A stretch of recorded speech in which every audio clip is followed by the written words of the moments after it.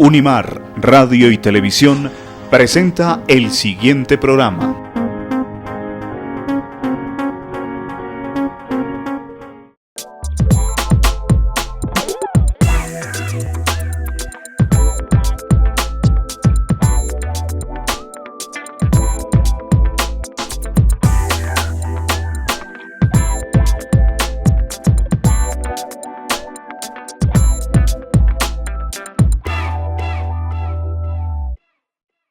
Hola, bienvenidos nuevamente a Escenarios, el programa de la Universidad Mariana que promueve el diálogo entre fe, ciencia y cultura. Como siempre, en este espacio, con invitados muy especiales y en esta oportunidad con una bella dama que nos acompaña desde la ciudad de Bogotá, invitada por los amigos de la comunidad de religiosos de San Pablo, y que tiene un tema muy trascendente e importante para muchas realidades de todos nosotros los seres humanos, que es la pérdida y el duelo. Ella es psicóloga, especialista en salud mental, docente universitaria, ha escrito ya 6 libros sobre esta temática. Doctora Gloria Sierra Uribe, bienvenida a Pasto, al programa Escenarios. Un gusto tenerla con nosotros. Gracias, Felipe, y gracias a ustedes por invitarme.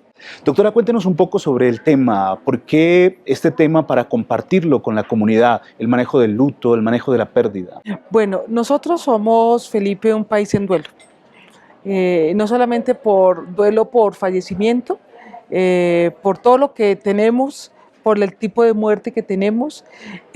Imagínate, a los niños les pregunta, un niño llega a la casa y le pregunta, ve al papá triste y le dice, papá, ¿qué te pasó?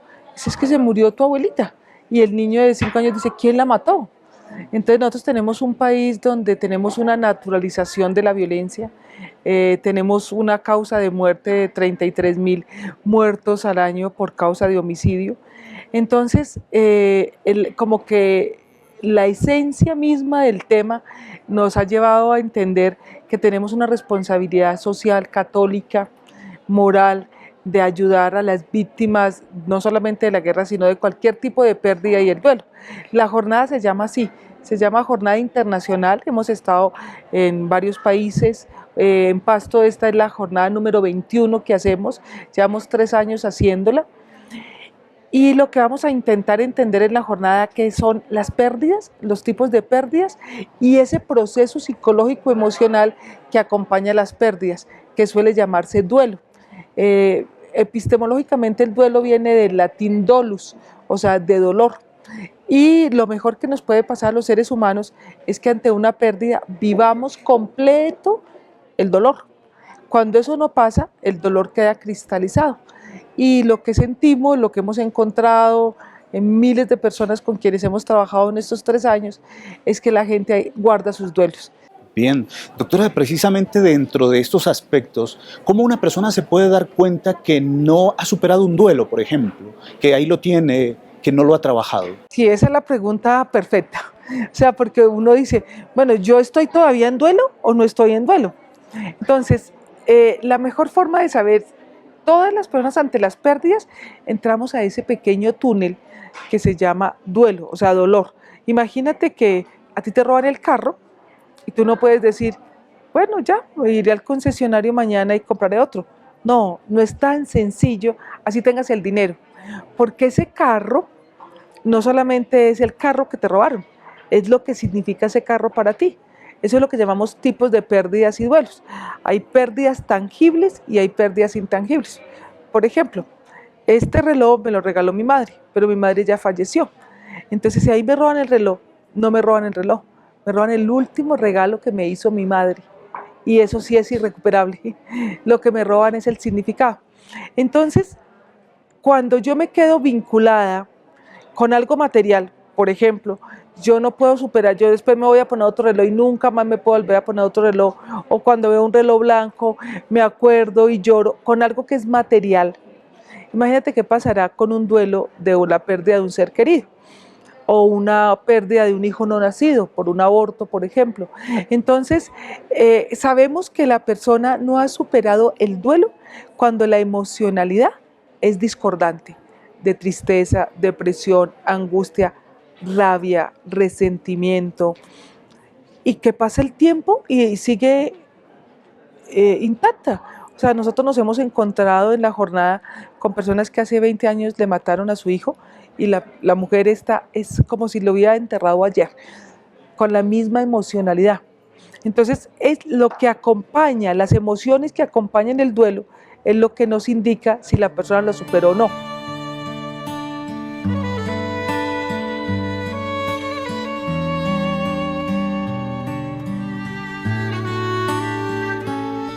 Señor mío, no entiendo tus designios, los dolores de la dura enfermedad. Es decir, cuando hablamos, por ejemplo, de la separación o cuando hablamos de la traición entre amigos o entre colegas, ese también es otro tipo de dolor, de duelo. Claro, y por ejemplo, la gente a veces me pregunta o nos dice en la jornada, yo no voy al seminario porque a mí no se me ha muerto nadie. Y realmente, aunque vamos a hacer un gran énfasis en procesos de duelo por muerte, no es necesariamente lo que vamos a trabajar. Hay muchas pérdidas, Felipe. La pérdida del trabajo. Hay una pérdida que casi nadie reconoce, que es la pérdida de los sueños. Por ejemplo, cuando tú tienes 20 años, dice, yo me voy a ir a Londres. Me voy a ir a Londres, voy a estar 3 años en Europa, pero te embarazas. Lo que nosotros llamamos frustración, Sí, ¿no? exactamente. Los sueños no vividos. Y eso, claro, como tampoco hablamos de eso, porque hay que como justaponer el proyecto de vida. Entonces lo que te digo que es lo que yo más encuentro también en mi consulta. Entonces son mujeres y hombres que muy jóvenes establecieron unos compromisos matrimoniales o se embarazaron o bueno, por muchas circunstancias de la vida esos sueños tuvieron que aplazarlos. Y eso va pasando el tiempo y mientras que más pasa el tiempo, más sensación tienes de no haberlos vivido. De estar más lejos Claro. en esos sueños. Esos son unas pérdidas que son muy poco habladas, muy poco dichas, pero que las llevamos dentro. Y todo lo que llevamos por dentro se convierte en duelo, o sea, en dolor. Y la persona termina enfermándose, haciendo un cáncer de útero, haciendo un problema de azúcar. ¿Siempre se somatiza ese Sí, tipo de o realidad? sea, uno podría decir, dime lo que te planteaba, dime qué te duele y te diré qué duelo no ha resuelto. Por ejemplo, la diabetes está directamente relacionada con los duelos por amor, porque el páncreas es el órgano del amor. O sea, uno podría decir, te amo con todo mi páncreas, no con todo el corazón. Entonces, las personas que después de una ruptura hacen muy fácilmente una hipoglicemia, o sea, una ausencia de amor, pues uno ya sabe. En los duelos hay un órgano que tiene un nivel de afección al 100, que es el sistema respiratorio. Entonces, más o menos uno podría esperar que después de un gran duelo hay un cuadro gripal, un cuadro de bronquitis, porque de alguna forma el sistema respiratorio es el que colapsa con el dolor. Bien, doctora Gloria, usted comenzó con algo muy interesante en el sentido de que somos un país que vivimos constantemente en duelo y esos fenómenos por demasiada naturaleza, delincuencia común, la violencia ilegal o legal, como sea desde las diferentes partes, nuestro país sufre bastante en ese sentido. Pero, ¿cómo usted analiza esa realidad en el sentido de si se está respondiendo cuando se habla, por ejemplo, de la restitución a las personas víctimas de violencia, desde ese punto de vista que tendría no solo que ver con el desarrollo económico de estas personas o de una facilidad para su dignidad de vida, sino también para una dignificación integral? De acuerdo. Yo siempre como que asumo con esa perspectiva que me estás diciendo el proceso de reconciliación de Sudáfrica, que para mí ha sido una escuela en la cercanía emocional y personal, con este arzobispo negro Desmond Tutu. Bueno, el texto, que es un texto hermosísimo, una poesía, que se llama Dios tiene un sueño. Y Desmond Tutu plantea lo que tú estás diciendo, jamás habrá paz si no sanamos el corazón. Y a las víctimas y a los victimarios los tenemos que tener en el corazón, porque finalmente todos somos víctimas. Entonces lo que él hizo fue poner a las madres y a los hijos y a los asesinos a mirarse a los ojos y a decir, te perdono, ¿sí? Y te perdono con amor y te tengo en mi corazón, porque tú también fuiste víctima de alguna otra situación. Entonces creo que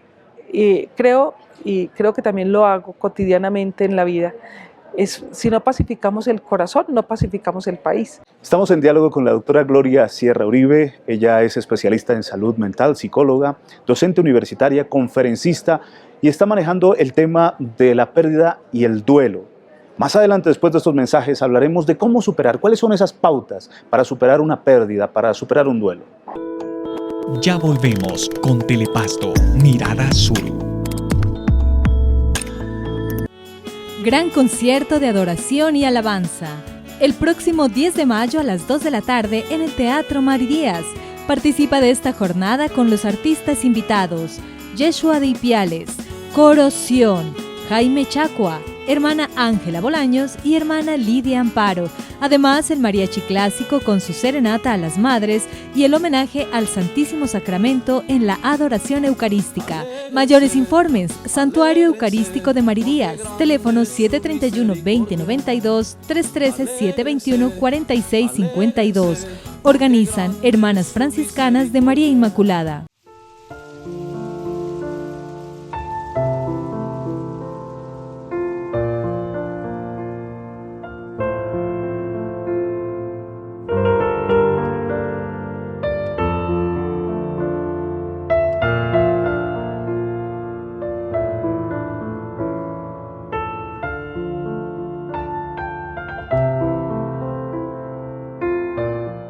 La Unidad de Proyección Social de la Universidad Mariana invita a niños, jóvenes y adultos a participar de los diferentes cursos que se ofrecen en las modalidades de Artes y Oficios, Refuerzo Escolar, Música, Desarrollo Técnico. Informes en nuestra sede. Inscripciones abiertas.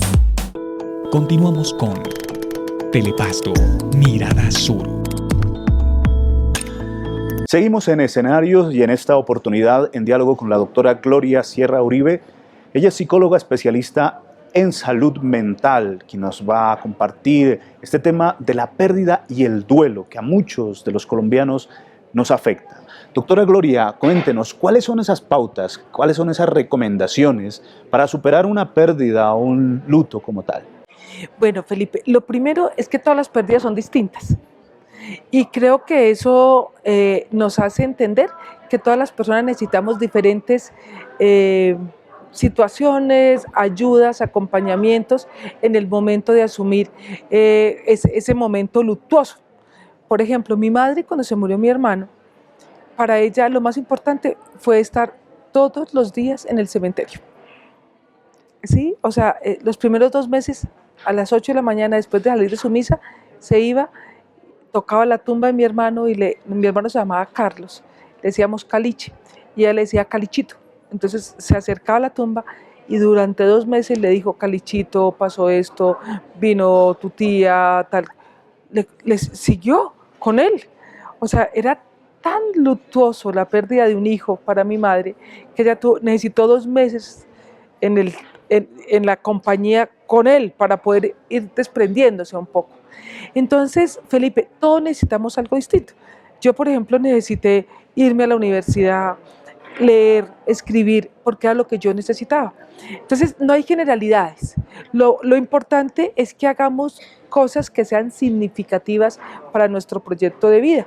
Entonces, algunas personas necesitarán hacer una misa, y eso les sana el corazón, llorar y eso les sana su corazón, poner la música que le gustaba a su fallecido y eso les sana el corazón, ver las fotos es súper importante, inclusive las familias sacan muchas fotos, las llevan en su cartera personal, ponen una gran foto en la casa, porque es una forma de recordar y de no tener la sensación de final.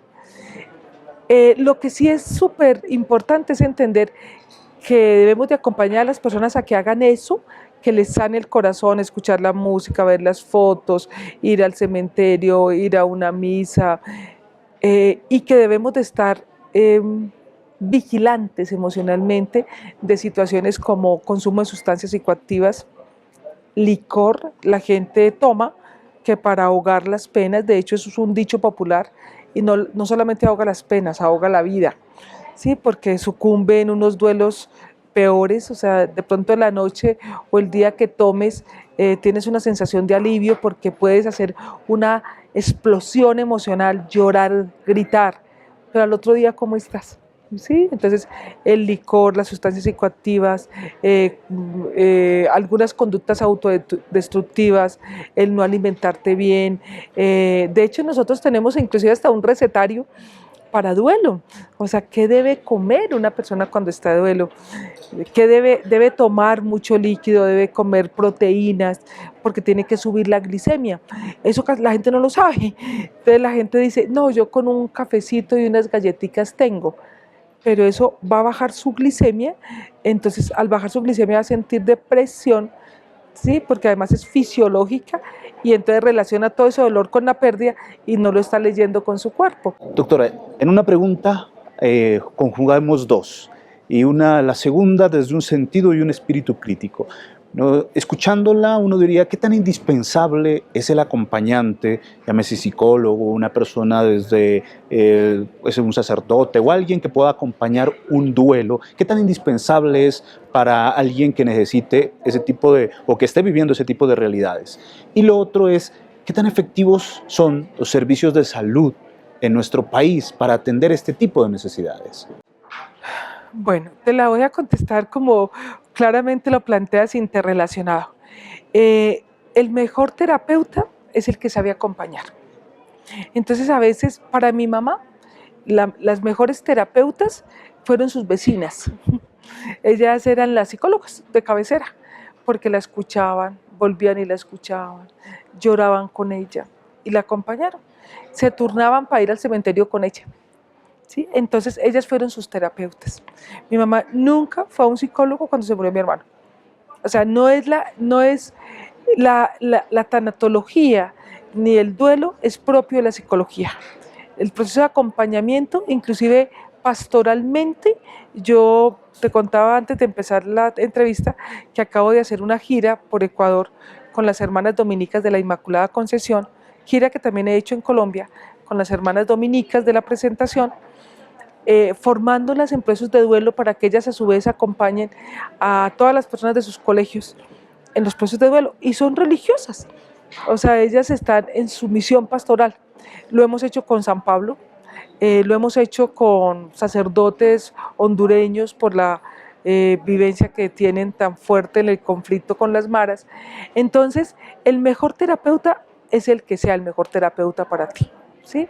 Para mí la mejor terapeuta cuando se murió mi hermano fue la señora del café en mi universidad, porque era, sin decirme nada, una mujer caucana, campesina, que no sabía leer ni escribir, todo el tiempo me acompañó en silencio con agüitas aromáticas y hizo una cosa bellísima. Cuando estaba muy triste, a todo el mundo le decía, la doctora está ocupada. Y yo después le dije, Mechitas, ¿y usted qué más les decía? Dijo, no más porque la iban a juzgar. Entonces ella decía, está ocupada. ¿En qué? En su dolor. Entonces esa fue mi mejor terapeuta. Claro, las personas que estamos formados en procesos de acompañamiento, seguramente vamos a hacer unas intervenciones, o sea, los psicólogos, los terapeutas, los sacerdotes, las personas bioeticistas que están acompañando al principio y al final de la vida, las personas que de alguna forma acompañan procesos con los moribundos, que nosotros también lo hacemos, pues nosotros vamos a hacer unas intervenciones que muy seguramente las sabemos puntualmente en los acompañamientos. Yo, por ejemplo, soy psicóloga de referencia para situaciones de suicidio en el país, y ahí sí hago una defensa a ultranza de que uno tiene que tener una formación para poder acompañar a la familia en procesos de duelo por suicidio, porque ese es un duelo que hay que hay que cogerlo como con pinzas, por las situaciones de culpa que se generan. Entonces, si tú haces una mala intervención ahí, puedes inclusive llevar al caos a las familias. Eso con relación a acompañar.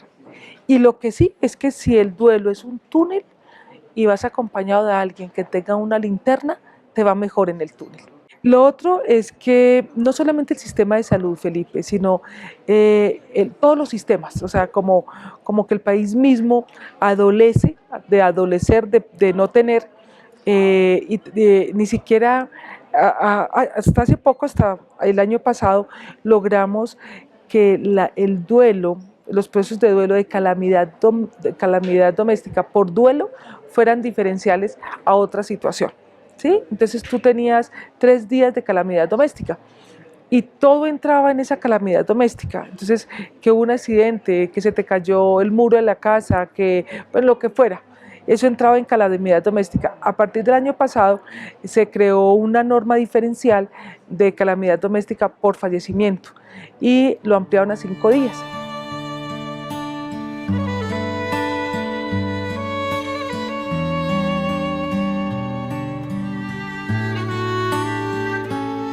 Señor mío, no entiendo tus designios.